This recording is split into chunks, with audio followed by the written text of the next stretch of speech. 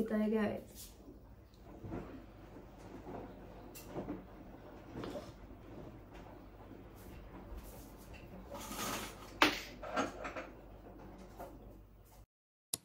So, while tulog pa si Kira, mag-shower muna ako kasi diba magsisimba kami ng mga 10. And then after ko maligo, magluto na ako ng kanyang breakfast. Maligo muna ako guys and I will see you in a bit. So, tapos na akong nag-ready. Nag-bihis na din ako para diretso na. So, papakainin ko muna si Kira. Nag-cut din ako nito para meron din siyang prutas sa gilid. Tapos itong fried egg na walang egg yolk. Kasi ayaw niya, iwan ko bakit. And then yung waffles niya. Actually, luto na yan. And then ito yung akin. Magto-toast ako ng tinapay.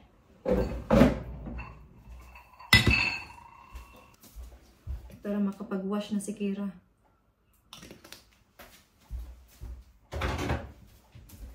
(8:30 pa naman, maaga pa. Alas 10 pa yung simba.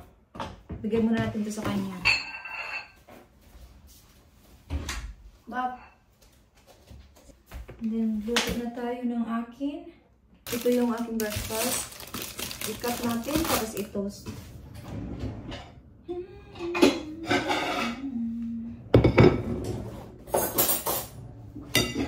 Okay. Alam niyo ba itong shirt ko, matagal na to. 8 years na sa akin.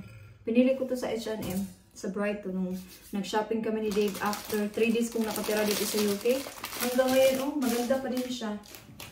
Diba, nagagamit ko siya. It's either mag-trouser ako or mag-jeans. Ito talaga yung good thing pag bumibili ka ng mga shirt kasi nagagamit mo talaga siya kung kahit anong outfit mo. Yung mga bilhin nyo, yung mga ganito, kasi kahit paulit-ulit, nagagamit mo siya. Okay?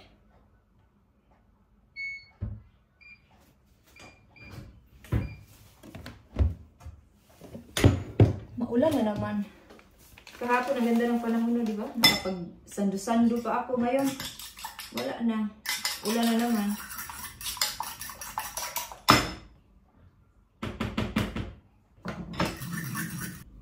Gamitin natin itong avocado.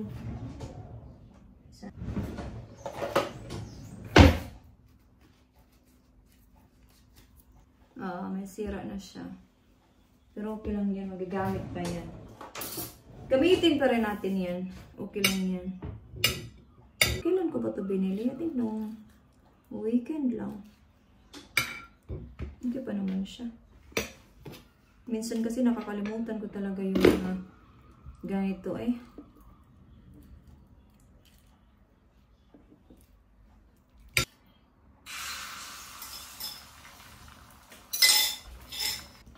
So ito na yung aking ito na yung aking breakfast for today. Nakain muna ako guys and I will see you later. Pag nakapag-ready na si Kira kasi kailangan ko na siyang ayusan. Alam niyo naman pag bata, maraming mga excuse. Umaya na, ganito, ganyan. So after nito, i-ready ko na siya. Okay? On the way na kami sa church. Yan yung simbahan. Hindi maganda yung panahon. Oh, tingnan nyo. Where are we now, darling? We're nearly there. We're at the bus stop. Yeah. So your outfit? It's boring.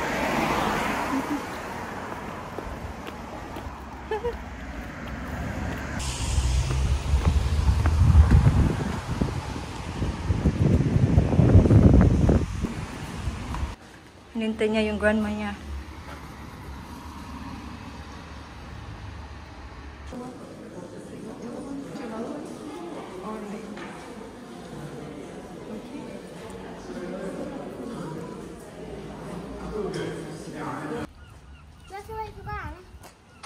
Kain sa gira ng biscuit sa loob. Meron kasing kape dito after church. May pakape sila at biscuit after. Mom, come here. I want to look at something. Kagagaling lang namin magsimba. Nangangamoy na naman yung kusina namin. Kasi nagluto ako ng tuyo. Kanina pa actually kami nakauwi. Mga an hour ago na. So nanghingi si Kira ng toast. Toast ako ng 2. Tapos mag-slice ako ng apple. Ito, para matapos na yan. Nasa kwarto siya. Nagluto kasi ako ng tuyo. Grabe, busog ako.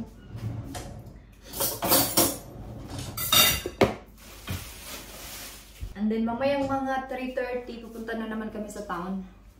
Kasi may ganap doon sa town. Doon sa library ba?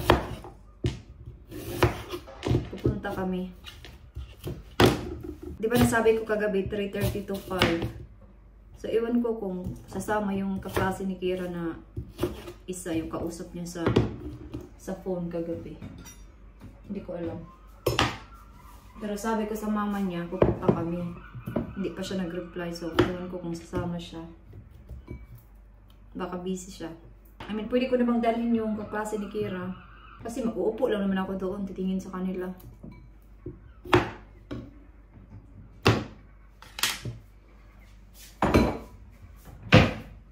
Binuksan ko yung mga bintana. Kasi grabe talaga yung amoy kanina. Tapos yung alarm namin nag-on. Kasi gusto ko yung crispy talaga yung tuyo ba. Kaya nag-smoke ba. Nag-on yung alarm. Ngayon okay na. Kasi binuksan ko yung 3 bintana. Magkapit tayo while kakain si Kira ng kanyang lunch. Hingi lang siya ng toast. Kasi kumain yan si Kira doon sa simbahan. Kasi di ba may kape doon, may biscuits, ganun. Na nakilala ko doong Pinay. Parang doon siya nag-work sa simbahan talaga. Parang nag-organize siya ng mga family gatherings, mga ganun. So I think pupunta kami doon ni Kira sa August 3. Parang 10 to 12 daw, parang family activities or like games, mga ganun sa ibang bata. Iun natin yung ating kape. Ito na, ibigay ko to sa kanya.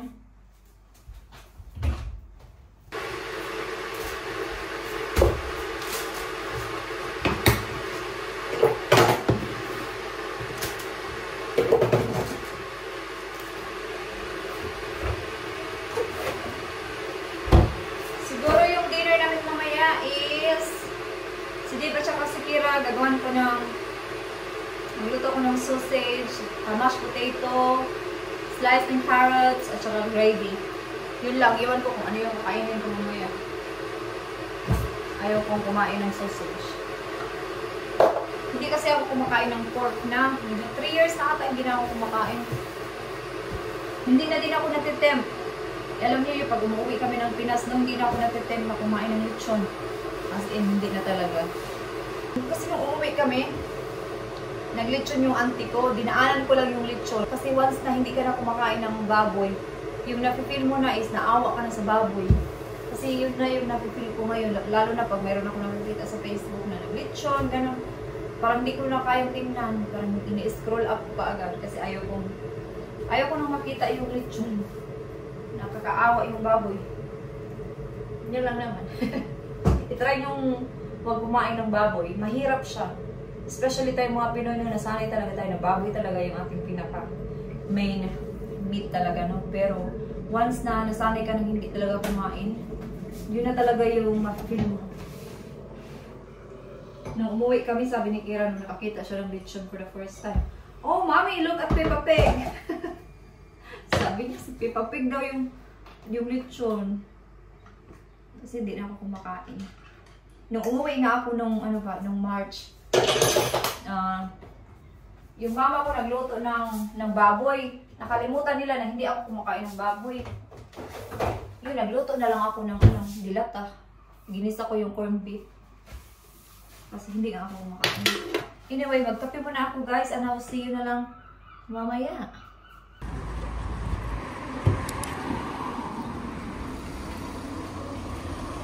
This way ba?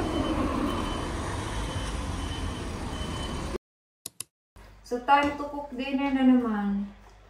So, galing kami kanina sa town. Nandito yung kapase ni Kira. Nasa kwarto sila naglaro. So, while naglaro sila, sabi ko magluto na ako ng lunch ni Dave sa work bukas. So, yung manok, nilagyan ko lang siya ng teriyaki sauce. Iprito ko lang siya. And then, ito na yung kanyang salad bukas. And then, once na maluto to, iset aside muna natin. Tapos, ilagay natin dito. Ready na yung kanyang lunch bukas. Tapos, after nito, magluto na ako ng dinner. Hindi ko alam kung kakain pa si Kira ng dinner kasi kumain na sila. Baka kaming dalawa na lang ni Dave. Maaga pa, 5 pa lang ng hapon. Si Dave, mga 6 pa yun. Bango? So, ito yung ginamit ko. 99 pence lang to sa Amazon. Nakita ko kahapon.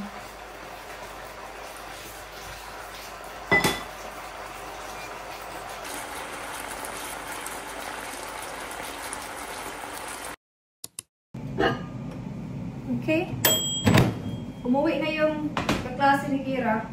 When nagluto ako nitong manok, sabi ni Kira, Ma'am, nagluto ka ba ng adobo? Amoy adobo kasi siya talaga. Kahit ako, sabi ko, adobo man to. Matamis-tamis lang siya, pero adobo talaga yung lasa niya. So, buti na lang mayroon akong rice na natira kahapon.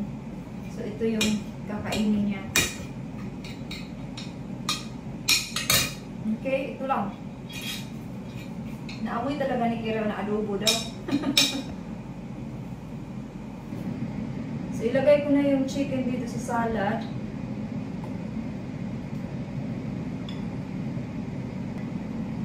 Kita ko sa inyo. So, yan yung dinner ni Dave bukas. Hindi ko na napakita sa inyo. Tapos na kaming kumain. Kasi nag-chat kami ni Dave. So, yes, yung kinain namin is nag-air fry ako ng burger. Tapos, chips. And then, baked beans. Yan yung aming dinner. Naubos namin dalawa ni Dave yung aming dinner. Kasi diba dapat magma-mashed potato ako. So, si Kira kasi diba, naamoy niya yung niluto kong manok. Kasi sabi niya adobo. So, yun. So, nag-isip na lang ako ng something na kaming dalawa ni Dave yung kakain. Kaya yun yung naisip ko. Nung patapos na si Kira, sabi niya, Mommy, this is not adobo. Alam niya talaga yung lasa ng adobo. Pero adobo talaga siya, pero syempre walang... Why? Just call. Hang on. Syempre walang suka. Wait lang, tinawag ako ni Kira. Why, darling? So may pinakita lang siyang video. Mag-init tayo ng tubig. Si Dave nag-shower lang, tapos magtiti na kami. Grabe! Wala na naman. Walang katapusan. Tingnan niyo yung aking snake plant. Nilagay ko lang siya sa may tubig. Tumubo naman siya o may bagong tubo.